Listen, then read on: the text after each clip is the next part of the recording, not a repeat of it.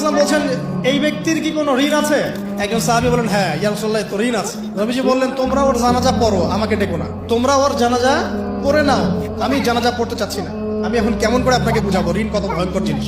আপনি যে ব্যাংক থেকে 3-4 কোটি টাকার লোন নিয়ে রাখছেন, লাখ লাখ টাকা লোন নিয়ে বসে আছেন, দিব্যি সুখে বসে আছেন, এমন চিন্তায় যে আপনার মৌত হবে না। আর নবী সাল্লাল্লাহু আলাইহি ওয়াসাল্লাম সময়ে একজন মারা যাচ্ছেন, তিনি বলছেন তোমরা জানাজা পড়ে নাও, আমি জানাজা পড়তে চাচ্ছি না। মানে ঋণগ্রস্ত ব্যক্তি জানাজাও তিনি পড়তেন না। তারপরে একজন এসে বললেন, ইয়া রাসূলুল্লাহ, আমি তার ঋণ শোধ করে দিব, তার যা ঋণ আছে আমি শোধ করে দিব। তখন নবী এসে জানাজা পড়লেন সাল্লাল্লাহু আলাইহি ওয়াসাল্লাম।